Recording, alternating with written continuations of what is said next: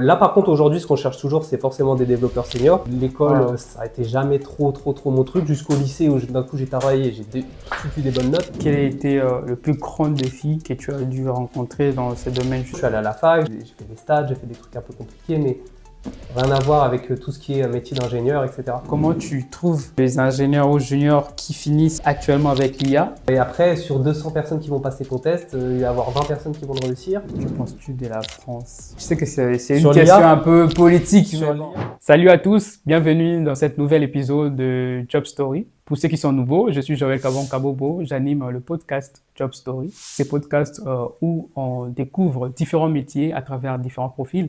Et aujourd'hui, on va découvrir le métier de développement informatique à travers notre invité Samuel Prigent, qui est développeur full stack. Et on va parler de son parcours, de ses expériences et de ses rêves. Ouais. Bonjour Samuel. Bonjour Joël, et merci de me recevoir. Comment tu Et vas? moi, ça va très bien. Merci beaucoup d'avoir accepté l'invitation. Peut-être je t'ai présenté rapidement, tu pourrais peut-être rajouter.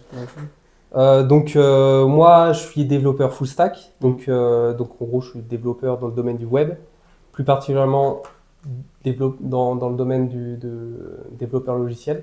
Ouais. Donc, ça veut dire que je fais en même temps du back-end, du front-end, etc. Voilà. Moi, après, cette année, plus particulièrement, je suis en train de finir mon parcours. Donc, ça veut dire que je suis encore en alternance. Après, je serai en CDI probablement dès septembre-octobre. Moi, je fais partie de ceux qui ont fait une reconversion il y a quelques années. Aujourd'hui, on est beaucoup développeurs, donc c'est pas forcément facile. Il y a beaucoup à dire. Ouais, très bien. Comme vous le constatez, on va beaucoup apprendre aujourd'hui sur Samuel. Déjà, pour commencer, il nous a parlé de l'alternance. Pour un peu expliquer pour ceux qui ne connaissent pas, c'est quoi un programme en alternance, parce que c'est quelque chose que moi, personnellement, j'ai vu qu'en France. Donc là, par exemple, moi, dans mon entreprise actuellement, il y a plusieurs alternants, donc le rythme, il peut changer. Moi, par exemple, je suis 4 jours en entreprise et 1 jour à la maison pour mes divers projets, etc. Donc, on enchaîne projet par projet. Moi, par exemple, mon alternance au total, elle va durer 1 an. Là, je suis sur une formation qui va m'amener à un niveau Bac plus 5. Donc, c'est équivalent à ce qu'on appelle un niveau 7 RNCP. Moi, mon rythme, c'est 4 jours, 1 jour. Il y en a d'autres, c'est 2 semaines, 1 semaine. Ils ont des emplois du temps assez particuliers. Ça peut être 1 semaine, plus classiquement. Donc voilà, moi, là, c'est un peu particulier parce que le rythme, c'est un peu chaud le rythme, quoi. Parce que, par exemple, si là, on rentre un peu dans les détails, peut-être que je pourrais le détailler après, mais moi, par exemple, de base, ma formation, elle est en 6 mois en accéléré, mais c'est 6 mois plein temps. Et là, d'un coup, on double mon temps de formation, sauf que c'est 4 jours, 1 jour. Je ne suis pas 1 semaine. C'est-à-dire que j'ai mon temps de formation et mon temps d'entreprise, il n'est pas égal. Donc, c'est-à-dire que c'est pour ça que c'est difficile. C'est parce que là, au final, j'ai 4 jours entreprise, 1 jour à maison, sauf qu'en fait, genre, c'est comme si j'ai pas l'équivalent de 6 mois temps plein sur une formation initiale. Donc, du coup, c'est un peu intense. C'est assez challengeant, mais aujourd'hui, c'est la problématique des développeurs comme moi, jeunes, qui commencent aujourd'hui, c'est que il faut avoir de l'expérience après quand tu arrives sur le terrain, parce que la concurrence, elle est rude, on est beaucoup. La problématique, c'est que quand on était en 2020, 2018, on disait « Ah, mais c'est hyper porteur, etc. On manque de développeurs, etc. » Et on a été beaucoup à se former. Maintenant, on est beaucoup de développeurs juniors. Et du coup, c'est pas forcément évident. Là, par contre, aujourd'hui, ce qu'on cherche toujours, c'est forcément des développeurs seniors. Évidemment, les développeurs seniors sont ils vont finir par être à la retraite. Donc, de toute façon, ils laissent de la place. Mais c'est pas forcément évident. Mais en tout cas, il faut être passionné, il faut s'accrocher. Moi, de toute façon, moi, j'adore. Depuis le début, plus ça va, plus ça m'intéresse. C'est très bien. Du coup, l'alternance, c'est une bonne alternative pour sortir de l'école avec de l'expérience. C'est ça. C'est un bon moyen de commencer à avoir de l'expérience, même si tu n'as pas réussi à avoir un CDD, un CDI, parce que moi, j'ai fait plusieurs formations. Si je reprends, par exemple, depuis le début, j'ai commencé, donc c'était sur la plateforme Open Classrooms. C'est un organisme de formation qui est assez connu parce que anciennement, c'était le site du zéro par Mathieu Nebra. Et c'était le premier site internet français qui parlait de programmation, etc. Donc, il y a beaucoup de développeurs, aujourd'hui, développeurs seniors, des fois, quand tu leur dis site du zéro, ils font « Ah ouais, mais j'ai connu, moi-même dans mon entreprise, les plus vieux développeurs qui ont 40 ans, etc., ils connaissent. » Donc, ça montre que déjà, c'est à l'échelle de la France, c'est assez connu. Et Et donc aujourd'hui, bon, il y a d'autres organismes. Mais bon, voilà. Donc pour reprendre mon parcours, moi j'ai fait 3 formations dessus. J'ai commencé par développeur web de base, donc qui t'amène à un niveau bac+2. Ensuite, j'ai développeur d'applications JavaScript React. Donc voilà, j'ai fait du React JavaScript. Pour ceux qui connaissent un peu les technologies, voilà, ils vont reconnaître que c'est parmi les choses les plus utilisées. Et aujourd'hui, là, c'est une formation de développeur full stack, Angular Java. Bon voilà, bref, après, sans rentrer dans les détails, ça fait aussi partie des choses les plus utilisées. Donc voilà. C'est très bien. Déjà, je vois Ouais. qu'on aura beaucoup Il y a beaucoup, à apprendre de ton parcours. Bon, avant d'aller dans ton parcours Ouais. et tes expériences, on a un petit quiz pour... Ouais. ouais. Donc, toi, tu es plutôt team café ou team thé? Ah! Eh ben en fait, ça, j'ai pas mal changé, moi. À un moment, j'étais beaucoup café, parce que avec le sport, etc. Avec le temps, j'ai arrêté parce que j'avais tendance à me coucher trop tard, etc. J'en prenais trop. Ouais. Donc, c'est pas le thé, mais j'étais passé au décaféiné. Et ensuite, après, aujourd'hui, ces temps-ci, je prends plutôt du thé, ouais. Ok. Donc, donc tu es de... Je suis changeant. Ouais. Je passe d'une team à l'autre, en fait. C'est presque comme moi aussi, je suis team thé, hein. Ok. Du coup, on va rebondir sur ton parcours. Ouais. Déjà, comment tu définis le domaine de développeur en Ouais. informatique pour ceux qui ne connaissent pas le domaine, qui veulent Ouais. savoir des choses avec Ok. tes propres mots. Alors déjà, bon, la programmation, c'est large parce que si on parle de développement informatique, on peut faire plein de choses avec le développement informatique. Souvent, on va commencer par maîtriser un langage et après, on va voir ce langage, qu'est-ce qu'il nous permet de faire. Et donc, moi, ce que je fais pour quand même comprendre ce que je fais exactement plus précisément, au-delà de la programmation, je fais de la programmation web. Ça veut dire que moi, ce que je fais, ma compétence, elle sert à développer des sites internet ou des logiciels comme des SaaS, etc., qui seront accessibles sur un navigateur. Mais il y a d'autres types de programmation. Tu as des gens qui font des logiciels purs, c'est-à-dire ces logiciels pas pour être sur le web. Donc, par exemple, la suite Adobe, d'autres logiciels de simulation 3D. Il y a des développeurs qui travaillent aussi derrière les moteurs graphiques dans un jeu vidéo. Donc, il faut des développeurs pour faire ça, pour faire les moteurs graphiques. Donc voilà, ça touche à beaucoup de choses. Et donc voilà, c'est très large. Yeah. Moi aujourd'hui, là, on va parler plus du développement web, d'applications, etc. Ok. Moi, par exemple, si on parle des langages, au début, par exemple, les 2 premières semaines, vu que moi j'ai commencé par faire un peu plus de front-end, donc c'est-à-dire c'est plus sur les interfaces. C'est plus ce que le visuel de ce Voilà. que l'utilisateur voit. C'est ça, c'est ce que j'ai appris les toutes premières semaines de ma première formation. Là, tu commences à faire du HTML, du CSS. Donc là, le HTML, ça va être ton texte, etc.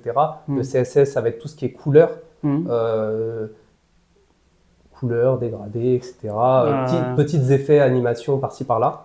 Genre le design, quoi. Donc ça, les 2 premières semaines, tu commences à faire ça. Et ensuite, dans le front-end aujourd'hui, c'est essentiellement les technologies utilisent JavaScript. Donc JavaScript, ça va être tout ce qui va être comportement. Par exemple, quand tu as un clic, tu veux qu'il y ait tel menu qui s'affiche. Ouais. Tu veux que, par exemple, fonctionnellement, tel bouton ou tel composant, quand tu fais ajouter au panier, qu'il l'envoie dans un panier quelque part, que ça soit stocké dans le local storage ou un state local à ta tech. Ce sont des termes que C'est je pense que certains ne vont pas comprendre. C'est ça. Mais bon, voilà. Après, tu fais beaucoup de JavaScript. Et après, dans le back-end, moi, ce que j'ai fait du Java. Il y en a qui font du Python, etc. Donc, ça peut être des langages comme ça. Ok, c'est déjà bien. Donc, en résumé, ton métier de développeur informatique, surtout toi, tu es plus focalisé sur le développement de web, donc le site internet, les sites comme Facebook, Amazon. Donc, c'est pour un peu. Par exemple. Voilà. Alors, comment tu as découvert le métier de la technologie ou de l'informatique? Alors, en gros, pour comprendre, moi, par exemple, j'avais fait donc j'ai fait une licence SAPS avant. Donc, rien à voir, c'était une licence dans le sport, etc. Et donc, j'ai validé ma licence, mais après, moi, je me suis rendu compte que je faisais ma licence SAPS. En fait, je l'avais fait par passion, parce que ça m'intéressait. Il y a des choses qui m'intéressaient, comme la bioméca, la physiologie d'exercice, etc., la préparation physique. Mais je me sentais pas travailler dedans. En fait, moi, je faisais ça pour moi. Le sport, ça a toujours été Ok. pour moi. Mais d'un point de vue professionnel, je me Tu veux projetais pas pas. travailler PSG, quoi. Paris Saint-Germain Et t'intéressait bon, pas. après, il y a très peu de place aussi, hein, ça, faut s'en rendre compte. Et donc, globalement, c'est un peu un travail passion. Et moi, bon, faut se projeter dedans. Et Mhm. moi, ces études-là, je les avais fait pour moi parce que ça m'intéressait particulièrement. Mais après, dans le métier, je me projetais moins.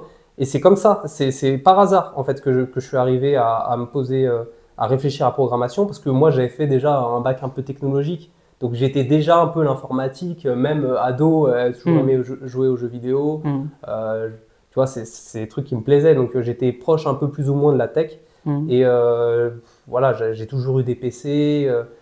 J'avais un PC gaming, j'avais 13 ans ou un truc comme ça. Donc, déjà, les PC, tout ça, c'était pas étranger pour moi. Et Ouais. donc, c'est un mec sur Internet, je crois, qui m'avait dit, lui, ce qu'il faisait. Et en plus des développeurs, t'en crois souvent sur Internet, sur les jeux vidéo. Ouais. Moi, j'ai rencontré des mecs sur Internet qui ont travaillé à Microsoft. J'ai travaillé avec d'autres mecs, bon, ils travaillent dans des boîtes plus raisonnables, beaucoup moins connues ou quoi, un peu comme moi là aujourd'hui, une première Mhm. boîte un peu tech. Mais voilà, c'est par des connaissances sur Internet. Et donc, Ok.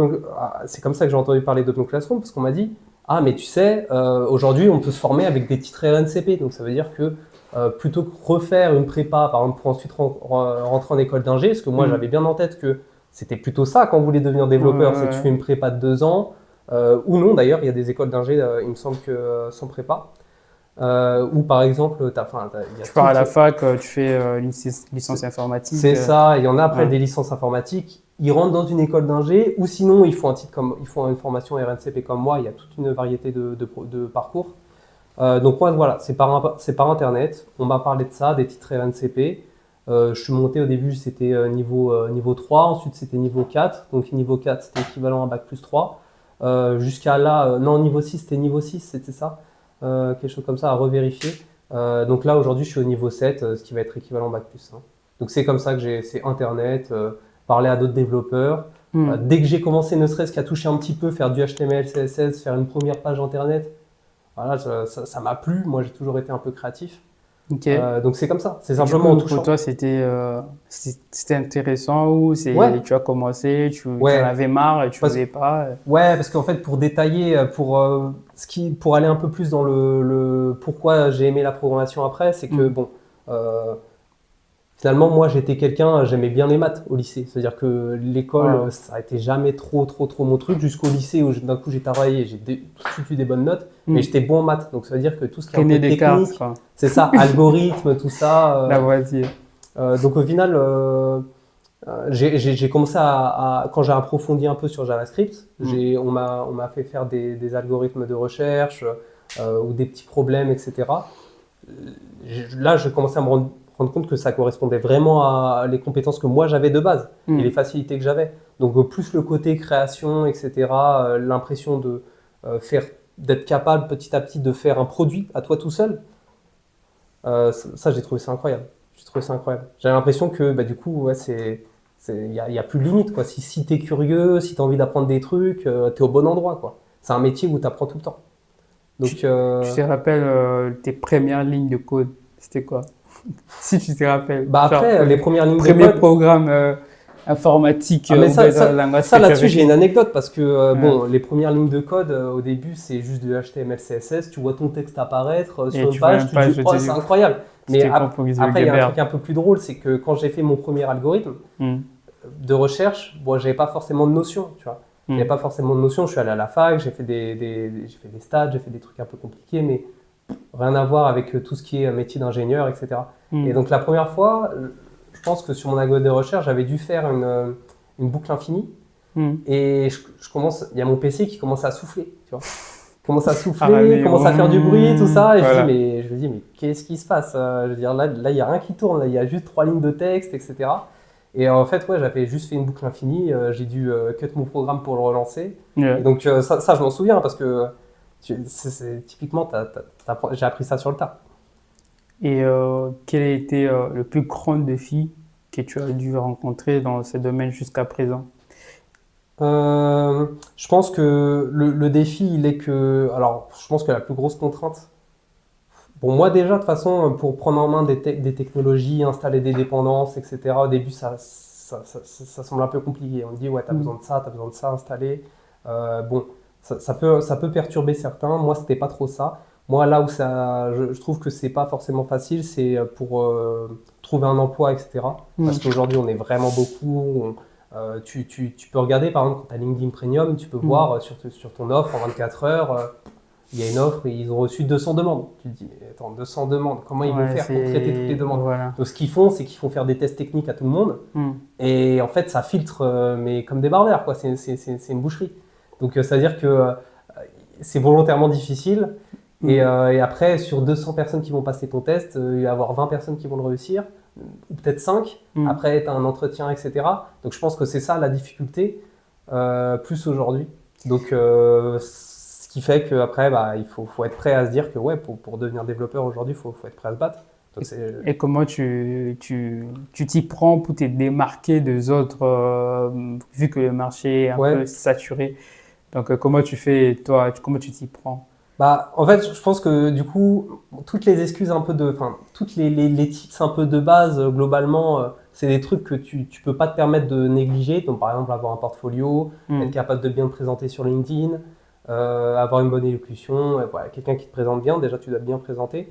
Mais il y aura toujours cette exigence des tests techniques, donc il faut un petit peu s'entraîner. Ça, tu pourras pas passer à côté. Par exemple, avant de rentrer dans l'entreprise, trouver mon alternance dans l'entreprise là où je suis, j'avais fait un entretien où ils m'avaient fait un test, parce qu'ils s'en moquent en fait, ils savent qu'ils auront des candidats. Ils m'avaient fait faire un entretien j'avais travaillé pendant 4 jours sur un projet. Donc j'avais fait un premier test technique, ensuite j'ai fait un entretien. Troisième étape, je fais un test technique plus long, et là je travaille 5 jours dessus. Donc forcément, c'est pas évident. Bon, comment se démarquer? Franchement, je pense qu'il faut juste être un bon profil, s'accrocher et être un passionné. Parce que je prends un exemple, moi la semaine dernière, je voyais sur LinkedIn un profil senior qui disait que lui, il n'avait pas connu cette époque de compétition entre les juniors pour trouver un emploi. Que lui, il était à une époque où tu es développeur, des boîtes d'informatique, il y en a partout. Si tu as un bon profil, tu trouves. Donc ça veut dire que ouais, faut être bon.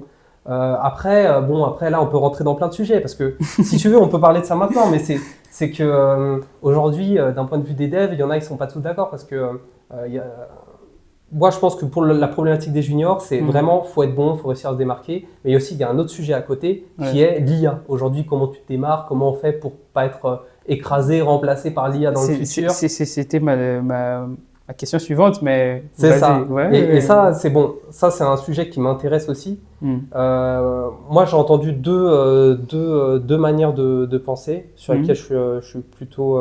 Des fois, il y a des choses je suis pas trop d'accord, mais pour moi, il y a deux profils qui se démarqueront. Quand tu es un spécialiste dans un domaine en particulier, par exemple, plutôt que de faire un peu de tout. Si tu restes spécialiste sur des domaines, donc par exemple si tu fais du bac ou que de la sécurité, etc., tu vas atteindre un niveau de spécialisation et de compétences qui va être assez élevé. Et du coup, c'est un peu plus difficile d'être remplaçable par l'IA, parce que l'IA devra atteindre un niveau plus élevé pour pouvoir atteindre la compétence que toi, tu as pu acquérir en étant bien spécialisé sur un petit domaine. Donc ça, c'est un genre de profil qui ressort de ce que disent les gens, qu'il faut essayer de garder un domaine de compétences assez élevé sur quelque chose de particulier. Mais moi, je suis pas ce profil-là. Il y a un autre profil qui peut bien s'en sortir. C'est le fait d'être full stack. Donc full stack, il y a jamais forcément eu énormément de full stack globalement, parce que faut que tu sois bon partout, donc forcément c'est plus compliqué.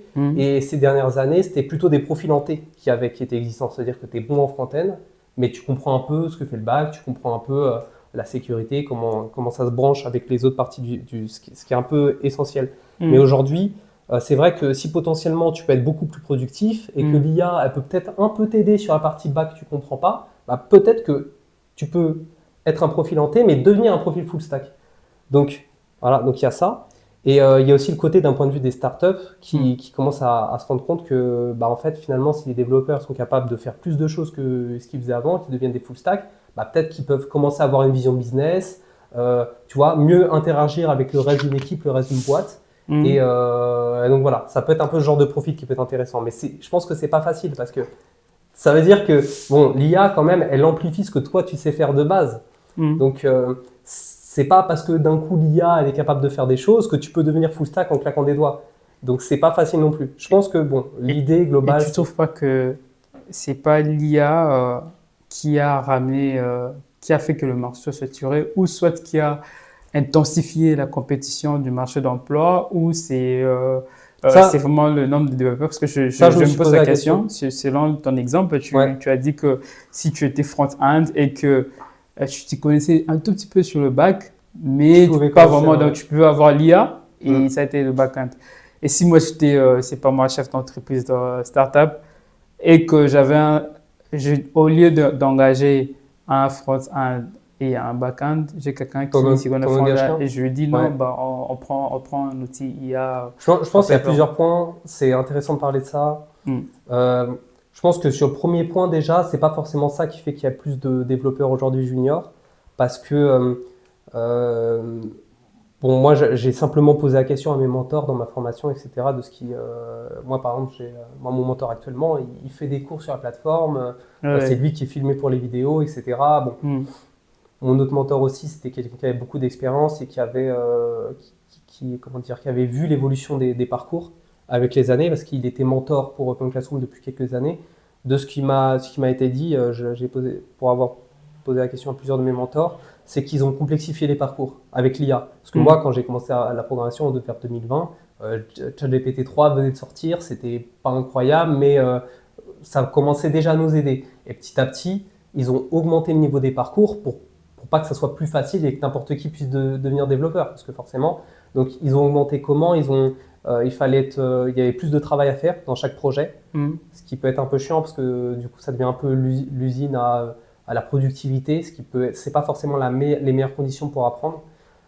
Mais donc il y a eu ça, et il y a aussi le côté au niveau de l'architecture des projets, d'un point de vue logiciel, etc., de ce qu'il fallait comprendre, ils ont complexifié aussi de ce point de vue-là. Donc pour moi, du retour que moi j'en ai, même si je m'étais posé la même question, je pense pas nécessairement. Par contre, ce que je me disais, et ce que j'ai plutôt l'impression qui pourrait être le cas, c'est que de toute façon, on a une nouvelle génération de profils un peu plus des gens qui sont un peu plus connectés. Et il y a eu le Covid, donc le Covid-19 2020, donc voilà un peu ces périodes-là. Et je pense que vu que ces formations en ligne, bah voilà, c'est un business aussi, ça fait de l'argent. C'est finalement des fois c'est ton CPF qui peut financer la formation en ligne. C'est ça qui peut financer ça à ta place, en tout cas pendant un moment. Bon, c'est peut-être aussi ça fait de l'argent quoi, donc bon, c'est un peu toutes ces choses. Je pense c'est un peu toutes ces choses. C'est le Covid, ça fait de l'argent. Et tu as parlé de quelque chose d'intéressant sur l'IA. Je vais rebondir sur ça, sur les formations avant et pendant l'IA. Parce que avant l'IA, moi, l'IA ChatGPT, quand c'était disponible pour tout le monde, c'était à ma dernière année d'école d'ingé. Mais avant ça, c'était quand tu avais un problème, tu avais un bug, tu avais ceci, tu faisais un TP, tu devais aller taper des sites comme Stack Overflow, tu allais voir le code de quelqu'un sur GitHub. Peut-être même tu regardes, tu passes 30 minutes, mais tu n'as pas de solution. Et je me rappelle même, je développais une application sur Android et je regardais un tuto sur YouTube. Et le gars avait fait la vidéo il y a 2-3 ans.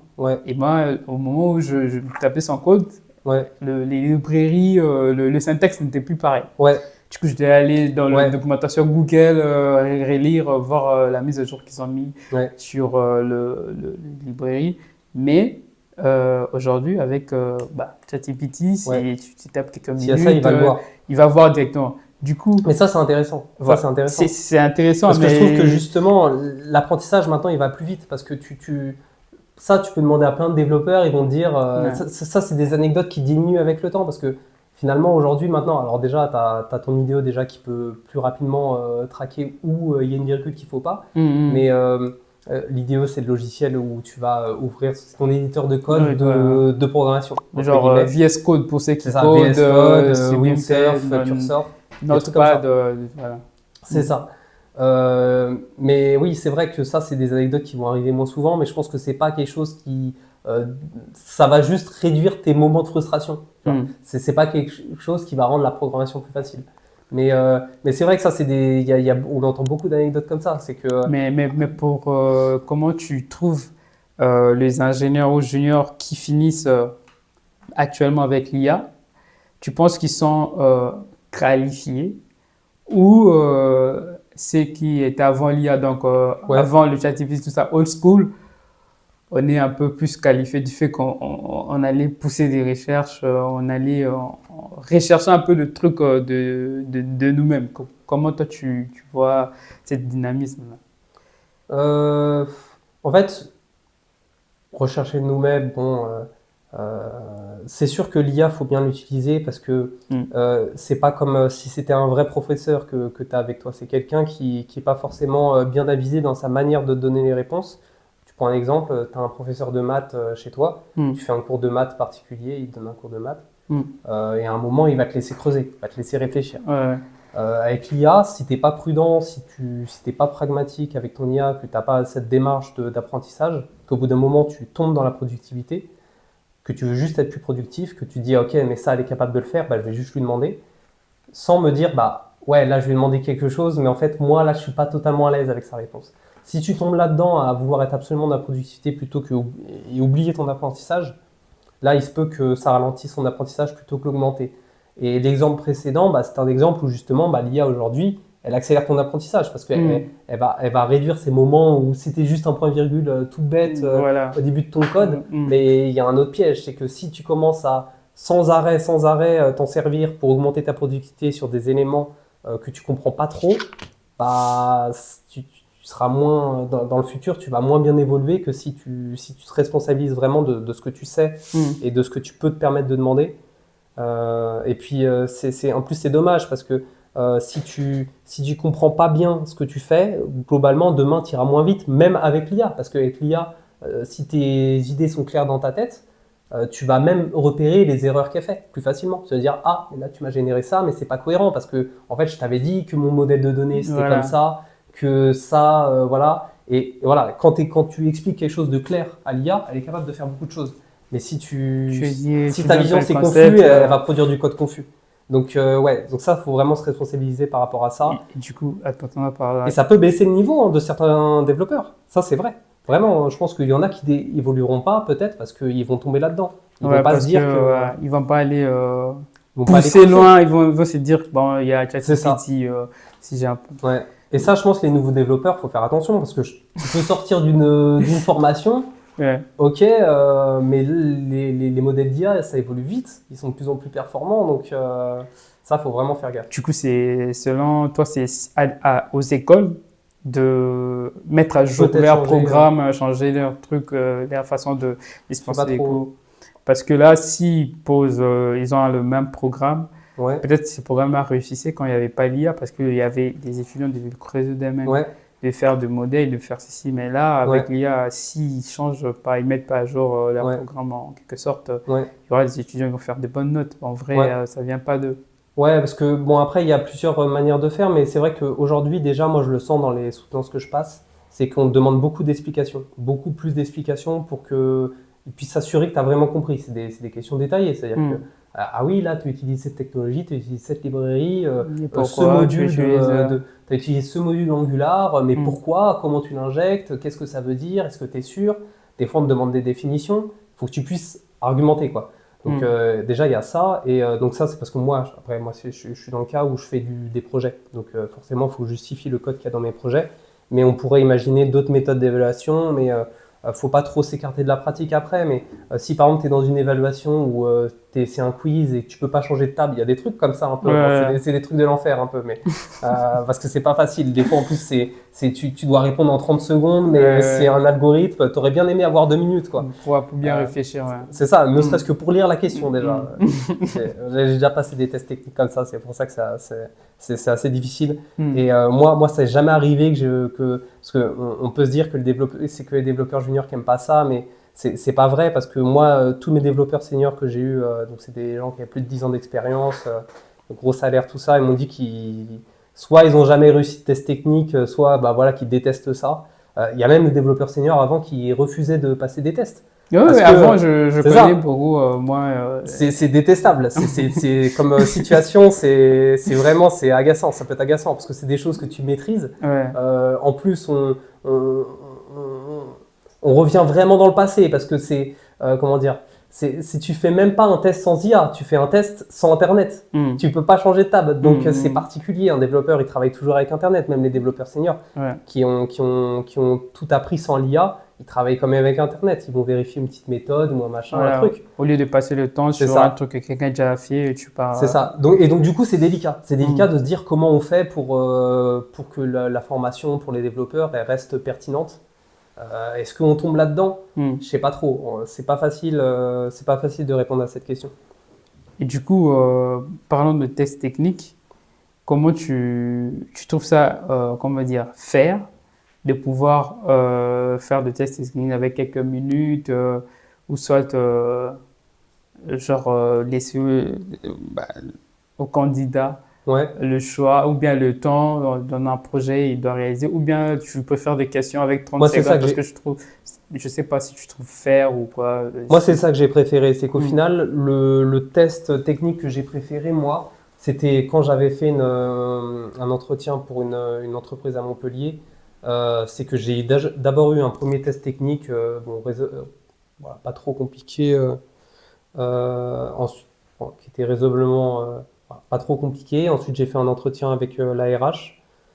Et ensuite, j'ai fait un test technique. Donc, j'ai travaillé 4 jours sur un petit projet. hmm, Ça, je trouve que c'est une bonne manière de faire un test. Par contre, forcément, si tu commences à faire ça un peu partout, 4 jours par-ci par-là, ça fait beaucoup de travail.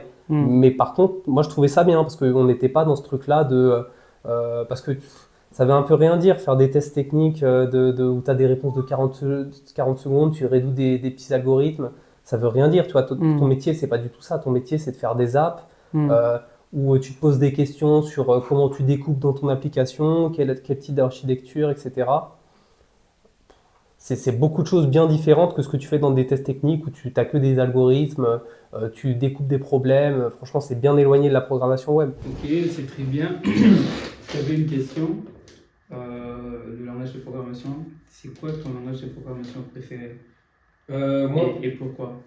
moi, ce que j'ai le plus fait et que là où je suis le plus à l'aise, c'est JavaScript et TypeScript. Hmm, Parce que globalement, tous les gros frameworks front-end aujourd'hui sont là-dessus. hmm, Mais dernièrement, j'ai commencé à faire du Java côté hmm, back et hmm, c'est vraiment cool. Franchement, j'adore tous les concepts que j'ai pu apprendre, d'héritage, polymorphisme, ce que tu peux faire avec tout ça, c'est hyper intéressant. hmm, Mais après, d'un point de vue pratique, aller rapidement sur quelque chose qui te produit quelque chose d'efficace, qui produit des features et tout, je suis plus à l'aise avec TypeScript et JavaScript, mais c'est pas forcément évident de choisir.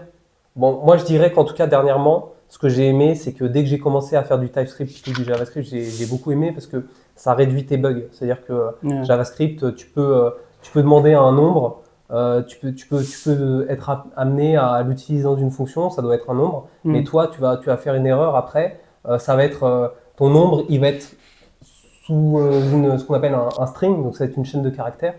Et ça va créer un bug dans ton application, il va pas pouvoir faire appeler un calcul sur ça. ouais, Donc globalement, TypeScript, j'ai bien aimé parce que tu résous les bugs.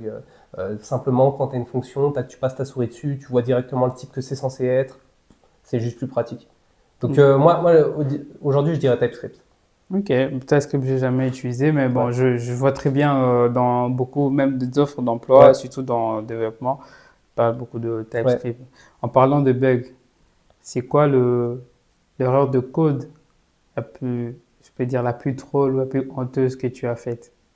Moi, c'est comme je disais tout à l'heure. Moi, c'est toujours cette anecdote de boucle infinie la première fois que tu fais un Ah algorithme et ouais, que tu fais n'importe quoi. ouais, Ça, forcément, c'est marrant. hmm, Après, des erreurs de bug, aujourd'hui tu les captes plus vite parce que tu fais des petites erreurs, tu es dans l'apprentissage, tu peux demander à l'IA si tu as fait une petite boulette. hmm, Bon, généralement, après, il va pas forcément capter parce que s'il voit du code qui a aucun sens, lui-même ça va l'embrouiller. Donc, hmm. franchement, là tout de suite, je n'aurais pas d'idée. Moi, ce qui m'a le plus fait rire, c'est la première fois que j'ai découvert, j'ai fait une boucle infinie et que Ok, et ça avait fait c'est pas un petit c'est ça qui est bout. drôle parce que tu fais tourner ton truc, d'un coup ton PC commence à chauffer. Franchement, ça te fait rire parce que c'est la première fois que tu fais une boulette comme ça. Et quelle est la réussite ou le projet, le Ouais, programme que tu as vraiment, donc une réussite qui t'a ouais. euh, qui t'a rendu vraiment fier?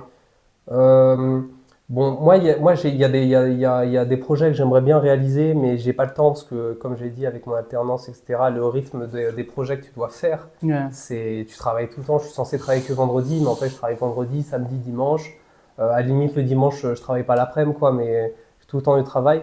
Donc, moi, j'aimerais bien bosser sur des trucs un peu plus perso, des choses un peu plus dans l'air du temps. Par exemple, je sais pas moi, je fais un site, un réseau social et j'intègre l'IA, je prends mon temps, peut-être que je vois avec un designer, parce qu'en plus j'ai des copines qui sont dans le design et tout, donc franchement, tu vois, pour essayer de faire un truc bien, plutôt sympa, Mhm. mais vu que j'ai pas trop le temps, globalement, j'ai pas encore trop ça, mais moi, ce que j'ai le plus préféré et ce que je pense le plus intéressant à montrer, c'est quand tu fais une app full stack et que ton projet, bah voilà, c'est toi qui as fait le back, c'est toi qui as fait le front, tu as tout fait. Bah, franchement, c'est toujours intéressant à montrer parce qu'en plus, c'est pas juste une petite feature, juste un petit algorithme tout seul, une page, c'est vraiment une app. Ça pourrait être une app, tu as un système d'authentification. Là, par exemple, là, mon projet que j'ai fait et que je viens de finir, là, je vais le présenter dans une semaine. C'est un truc un peu comme ça. C'est une app full stack, donc c'est-à-dire j'ai fait le back, le front. C'est simplement une app où tu t'enregistres, tu as un système d'inscription, etc. Ensuite, tu peux te connecter. Tout est sécurisé. Et ensuite, après, tu t'inscris à différents thèmes. Donc, ça veut dire que tu peux t'inscrire à des thèmes de type, bah tiens, en fait, vu que c'est une application un peu spécialisée dev, actu Mhm. dev, en Mhm. fait, tu t'inscris à des thèmes du genre back-end, etc. Mais tu pourrais imaginer que ce serait sur un autre type d'appli. Ça pourrait être, par exemple, type Pinterest, Mhm. Instagram ou un autre truc du genre. Tu t'abonnerais à automobile, tu t'abonnerais à technologie, tu Mhm. t'abonnerais à sport. Et Ouais. ensuite, tu verrais des articles arriver dans ces différentes catégories. Mhm. Donc là, c'est ça que j'ai fait. Donc en gros, tu t'inscris, etc. Ensuite, tu peux te désinscrire dans ton compte et tout. Donc du coup, il y a pas mal de trucs. Il y a pas mal de trucs. En fait, tu découvres plein de choses par rapport à une app. Mais ce truc-là, j'aimerais bien le faire grossir. J'aimerais bien, là, bah, je utilisais un petit service. Par exemple, j'ai utilisé un autre service sur un projet précédent où tu stockes des images, etc. Bah, je ferais une app complète, tu vois, beaucoup plus complète. Donc ça me brancherait bien et d'avoir un design un peu plus vendeur pour tu montes un projet avec un design hyper actuel, etc. Ça peut être intéressant. Tu dis parce que ça c'est un truc que beaucoup de gens aujourd'hui, des juniors, je vois je vois des projets, hein, des gens qui ont le même profil que moi. Des fois, tu as des mecs sur leur temps perso, tu vois que par passion, Bah, ils font des trucs de dingue. ils ont fait des trucs sympas, tu vois. Alors qu'en Mhm. fait, d'un point de vue technologie, difficulté, c'est pas grand chose de plus que ce qu'ils ont fait dans leur projet de leur formation. C'est Mhm. juste qu'ils ont ramené un design en plus, ils ont ramené quelques features en plus, Mhm. ils ont ajouté un chatbot, franchement, c'est pas compliqué à coder, qu'ils ont intégré avec juste une clé API de ChatGPT, etc. Ouais. C'est pas un truc de fou, mais pourtant, ça montre un petit peu plus d'envie dans ce que tu montres. Donc, moi, c'est des trucs comme ça que j'aimerais faire. Et typiquement, bah, moi, là, je vais arriver sur des projets un peu plus simples là, dans la formation. C'est ce que j'ai envie de faire un petit peu sur mon temps libre. Et parlant de l'évolution technologique, on voit qu'il y a beaucoup de pays dans plusieurs continents qui se bousculent un peu Ouais. vers l'innovation. Que penses-tu de la France ou de l'Europe? Penses-tu que... Je sais que c'est une Sur question un l'IA, peu politique, mais sur bon, l'IA, ouais, que ce soit sur l'IA ou sur n'importe quelle technologie dans ouais, de l'informatique, tu penses que l'Europe ou la France est en retard ou on ouais, est dans un bon rythme où il n'y a ouais. pas à s'inquiéter? Bah, je pense que déjà, ça c'est hyper intéressant comme sujet. Je pense que déjà, d'un point de vue de Internet, on a loupé clairement quelque chose. On voit qu'on n'a pas construit de géants comme Google, Amazon, etc. Donc tous les GAFAM aux États-Unis. Mm. Et pareil, on n'a pas de grosse boîte qui est de téléphone mobile ou quoi, comme en Corée, Samsung, etc. Donc nous, on n'a pas tout ça, c'est vrai. Mais je pense qu'aujourd'hui, pour l'IA, on a beaucoup de choses à faire. Et je pense que déjà, on n'est pas tant à la ramasse que ça, parce qu'au final, Mistral, Mm. bah, franchement, il y a plein de pays qui n'ont pas de modèle à la hauteur de Mistral. Donc franchement, je trouve que c'est plutôt bien. Même et bon, en plus, bon, je sais pas encore c'est quoi leur direction qu'ils vont prendre dans quelques années, etc. Mais la vitesse de réponse qu'ils ont, donc le chat de Mistral, Ouais. c'est assez impressionnant. Évidemment, donc c'est moins performant que les Gemini, ChatGPT, etc. Ou les DeepSeek. Mais je pense qu'on a clairement, on peut faire quelque chose dans l'avenir.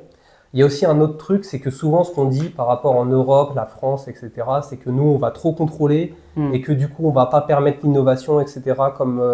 Et on va pas avoir des GAFAM comme aux États-Unis, etc. Ouais. Mais c'est aussi des inconvénients parce qu'aujourd'hui, tu prends l'exemple de juste Meta. Donc Meta qui est anciennement Facebook, aujourd'hui ils sont poursuivis par la majorité des États des États-Unis parce qu'avec leur technologie métapixel, ils sont allés trop loin dans leur suivi des utilisateurs, etc. Ils traquent. En fait, pour comprendre, c'est aujourd'hui, tu vois, quand tu vas sur un site, tu acceptes pour les cookies, pour traquer un peu des actions, etc. Mais Metapixel, c'est quelque chose qui ne demande pas ton autorisation. Non, par sans exemple, consentement, quoi. C'est ça, c'est-à-dire qu'en gros, juste par rapport à son adresse IP, ils vont essayer de te faire un profil. Voilà. Et après, ils vont s'échanger ces informations entre les différents sites. Genre, tu fais une recherche sur Amazon, 5 minutes après, sur Instagram, tu auras des pubs ciblées par rapport à ce que tu as demandé sur Amazon. Donc voilà, c'est la technologie Metapixel, c'est ça que ça permet. Et bon, voilà, après, du coup, quand tu as des entreprises qui ont beaucoup de poids et qui deviennent plus puissants que des États, parce que tu n'as pas contrôlé pendant des années, que ce soit en termes de politique de confidentialité, des trucs comme ça, bah après, ils ont tout pouvoir. C'est difficile de décontrôler, quoi. Donc aujourd'hui, je pense que par rapport à l'IA, on met en place en France petit à petit ce qu'il faut au niveau des centres tout ça. Tout ce qui est régularisation, etc., RGPD. Mais il y a, parce qu'en plus, il y a des enjeux importants par rapport à l'IA. C'est que demain, tu lui mets des données. Est-ce qu'elles vont être anonymisées? Comment ça va être fait, etc. Parce que c'est des données, ça a de la valeur. Donc, il faut faire un peu attention à tout ça. Et je pense que c'est hyper important de faire les choses bien pour que demain, produire des gros acteurs, mais qu'il n'y ait pas plus de pouvoir sur les États et qu'il y ait une certaine. Protéger un peu les Français, quoi. Donc, je pense qu'on fait. Faut pas être trop frileux, faut pas avoir trop peur, etc. Ça, c'est, on voyait, tu compares par exemple, tu regardes le 20h quand c'était Internet, plutôt que le présenter comme quelque chose et vraiment être enthousiaste de la tech, on était vraiment très méfiant. Donc ça, c'est un truc très français. Mais je pense qu'aujourd'hui, on est moins là-dedans. On cherche plus à aller plus. Mais par contre, on a quand même notre identité. On a vu les problèmes que ça peut poser, les GAFAM qui ont trop de pouvoir et qui n'ont pas du tout été régulés. Donc voilà, je pense qu'il faut pas quand même être trop dans attention, voilà, on va encore. Il faut équilibrer. C'est ça, on veut trop contrôler, on va encore échouer. Je pense que là, d'un point de vue de l'IA, on a quelque chose à faire. Le fait que des contrôles, c'est une bonne chose. Et ouais, je pense qu'il faut rester optimiste. Voilà. Question mystère. Si tu avais, imaginons, tu avais un super pouvoir. Ouais. Un super pouvoir. Voler. Je veux voler, moi. Un super pouvoir où tout ce que tu veux ou souhaites, tu fais, arrive. Donc, il n'y a rien qui stoppe. Qu'échangeras-tu? Dans la tech? Dans la tech surtout, dans ton domaine. Voilà. Qu'échangerais-tu? Que souhaiterais-tu voir autrement?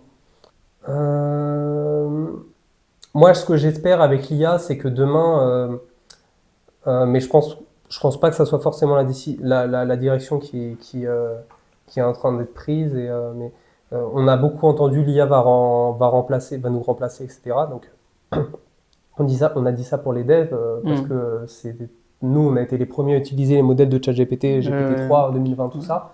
Mais aujourd'hui, c'est les artistes qui commencent à se poser cette question. Ils se disent ah ouais, maintenant, attends, les images, les vidéos de ChatGPT 4 qui est sorti il y a 3 semaines, là, c'est impressionnant. Moi, ce que j'aurais envie, c'est que dans le futur, ça n'arrive pas. C'est-à-dire que ça soit pas Microsoft ou OpenAI, etc., qui détiennent des modèles que seules quelques entreprises possèdent et qui réussissent, eux, à remplacer littéralement et à proposer des solutions que seulement eux pourraient proposer. Donc ça, c'est un truc que je souhaite vraiment pas. Mais heureusement, j'ai pas l'impression que c'est la tendance parce que j'ai quand même plutôt l'impression qu'il y a de plus en plus d'entreprises qui se disent « Ah mais en fait, des modèles d'IA, c'est à notre portée ». Des petits acteurs de certains pays qui se disent « Mais nous aussi, en fait, notre pays, on peut faire un modèle ». Parce qu'en fait, finalement, les premiers, ils ont envoyé des milliards et des milliards, mais ils ont fait beaucoup d'erreurs. Et ils ont fait, voilà, et c'était les premiers. Et donc, petit à petit, tu as des gens qui se rendent compte que c'est abordable pour eux.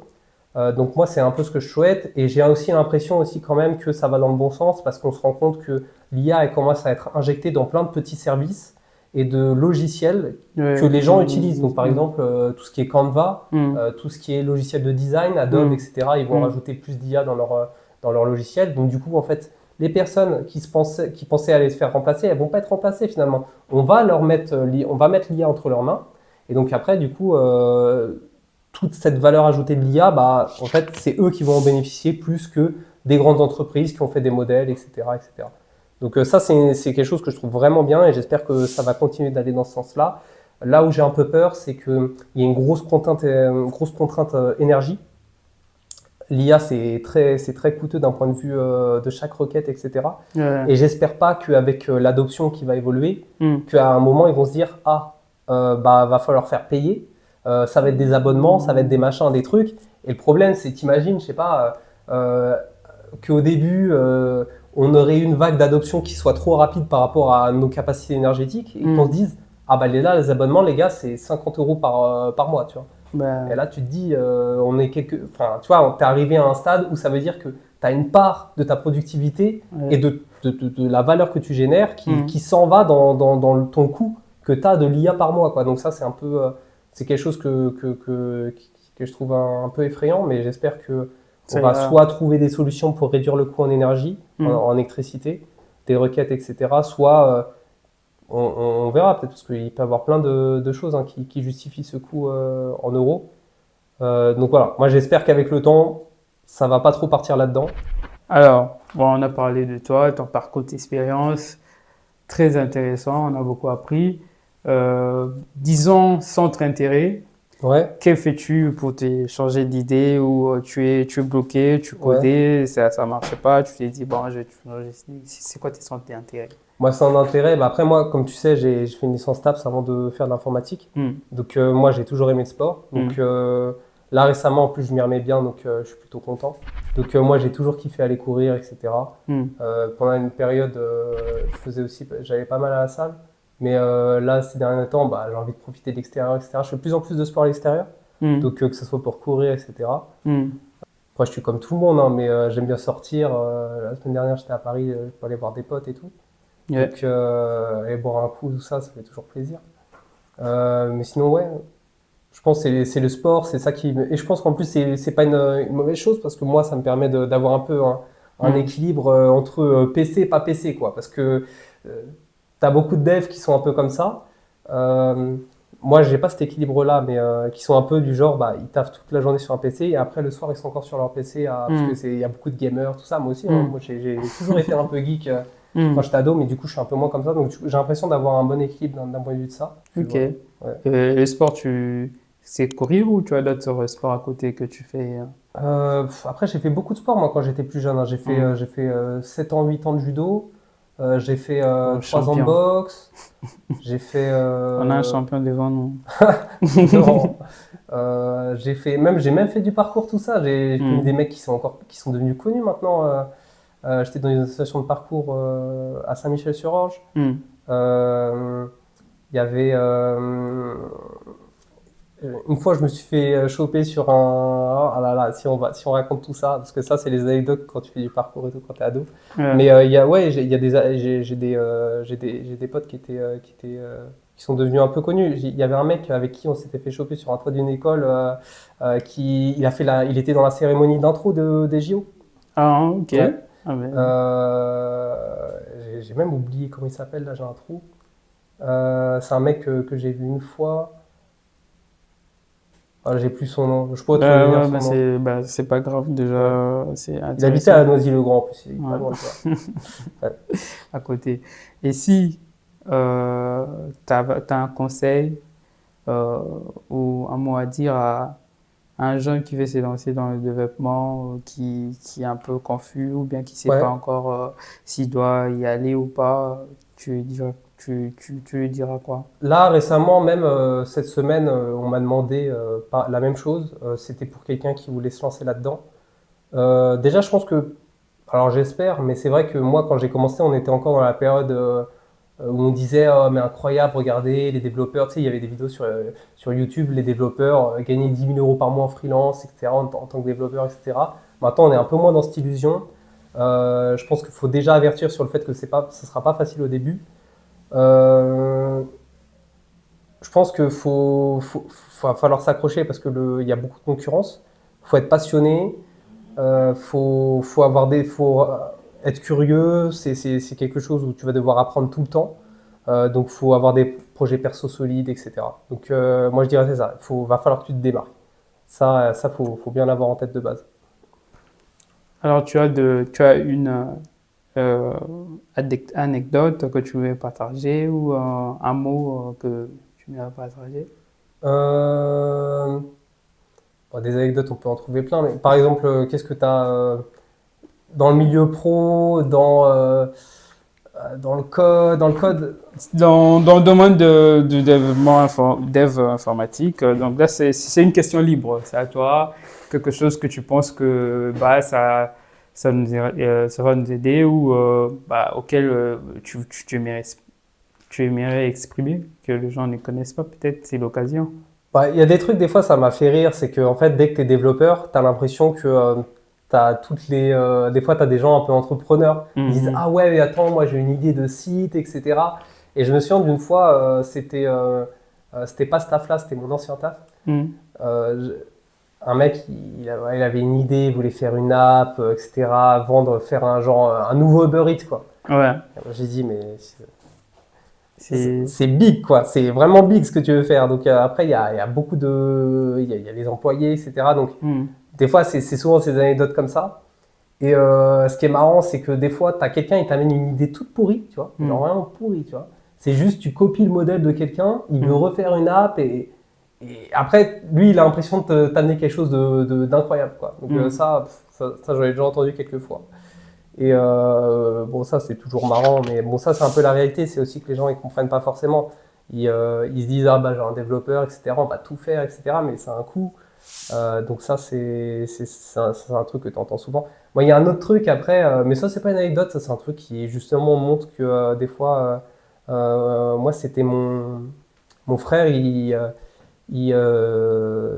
au début, en fait, il avait besoin d'un site pour son assaut de foot. Mhm. Et il voudrait un système un petit peu de fidélité où en fait parce que eux ils font toujours des achats en groupe pour acheter des places Ouais. de foot etc dans différents trucs et ils font des sorties ensemble tu vois. Et ils Mhm. voudraient un système de points de fidélité tu vois Mhm. où avec les années en fait des gens ils aient des prix plus attractifs tu vois des trucs comme ça. Donc lui il avait fait une demande de devis donc dans une boîte je pense dans une ESN d'informatique avec des développeurs et il lui avait sorti un prix de 7 000 euros. Et en fait, c'est ça le prix des sites, tu vois. Ouais. Aujourd'hui, si tu veux un truc comme ça, Un faut y bon truc, réfléchir à deux fois voilà. et Mhm. tu en aies vraiment besoin, que ça Ouais. soit justifié d'un point de vue économique, tu vois. Mhm. Faire un site pour son asso, bon, est-ce que tu es prêt à mettre 7000 balles c'est quand même c'est chaud. Mhm. Donc moi, avec le temps, je serais probablement capable de faire son site, mais il faut se dire quand même, faut essayer de réfléchir au Mhm. fait que est-ce que faire un site, demander qu'on te fasse dev un site, etc., tu es vraiment prêt à mettre les sous qu'il faut parce que c'est ça les prix, tu vois, c'est pas 2 000 € pour avoir un site complet qui intègre un système de paiement, ça n'existe pas, tu vois. Sinon, tu auras un mec très débutant et t'es pas trop sûr de ce que tu auras à la sortie. Et ouais, mais ça, ce qui justifie ça aussi aujourd'hui, c'est parce que des développeurs seniors, on en manque par rapport à la demande. Et donc, ils ont des TJM à 600, 700 € par jour. Donc, mais c'est ça les prix, tu vois. C'est des mecs qui ont 10 ans, 9 ans d'expérience, c'est ça leur TJM, tu vois. T'as même des gens qui sont à 800, tu vois. Mhm. Bon, t'as des gens à 600, 500, même avec ce niveau d'expérience qui sont des moins bons profils, mais ça monte vite les prix. Les prix, ça monte vite. Donc, bon. Voilà. Donc, ça, c'est un peu les petites anecdotes dans ce genre-là que j'ai. Du coup, Euh, ça vaut le coup alors du d'entrer dans coup, le monde de développement, ça, développeur, ouais, bah après, tu donnes si la tu moitié fais 600 euros par jour. Ouais, mais si t'es freelance, tu donnes la moitié à l'URSSAF, hein. Ça, Ah, ah, faut aussi comprendre ça. Et tu as hmm, aussi toute la période de recherche où t'as pas eu de mission. hmm. Donc, c'est pas forcément évident. Alors, Samuel, pour finir, Ouais. j'ai un autre question, quelques questions à répondre très short, oui ou non, ou une petite phrase de développement. Ok. Tu utilises Snap, Instagram. ou autre chose? Ouais, Snap, j'ai arrêté après le lycée. Instagram. Ton éditeur, c'est light mode ou dark mode? Dark mode tous les jours. Mais il y a des trucs que j'utilise de light mode, c'est les applis de notes sur téléphone, etc. Où il y a que du texte. As-tu déjà copié une réponse sur ChatGPT sans lire? Ah, ça c'est le piège, ça faut essayer de pas le faire, mais au début on fait tous le piège. Quand on tombe tous dans le panneau avant de comprendre que c'est pas comme ça qu'il faut utiliser l'IA. Tu pourrais vivre une semaine sans Internet. Ah franchement ça me ferait du bien, mais ouais, franchement tranquille. Moi j'ai Ah pas de bon? problème je pars en vacances, je déconnecte de tout. Moi je suis comme ça, hein. Moi je laisse mon téléphone de côté, marre des notifs, hein. C'est pas un jour, hein, une semaine. Ah ouais mais franchement tranquille. Si je suis avec des potes ou une copine, aucun problème. Tu trouves que le meilleur projet naît souvent à minuit? Ah bah à minuit ou à la pause déjeuner, hein. Quand tout le monde se relâche et qu'on est parti dans la créativité, c'est possible, hein. Ouais, quand on est un peu informel, quoi. À minuit, c'est possible aussi, hein. Si tu es dans des trucs perso, c'est le moment où tu as le temps, que tu es tout seul, etc. Franchement, tout est possible. Dans À le une époque, silence. je travaillais beaucoup un peu tard et tout, et c'est des moments où tu es productif. Ah, c'est possible. Ok. Tu as déjà fait des nuits blanches? Nuit blanche, Ouais. moi j'essaie quand même d'avoir un bon rythme, parce que le matin, j'aime bien avoir ma routine, j'écoute mes podcasts, tout ça. Donc non, j'essaie de me coucher à une heure normale. Tu as déjà eu envie de balancer ton ordi Alors ça, par la fenêtre?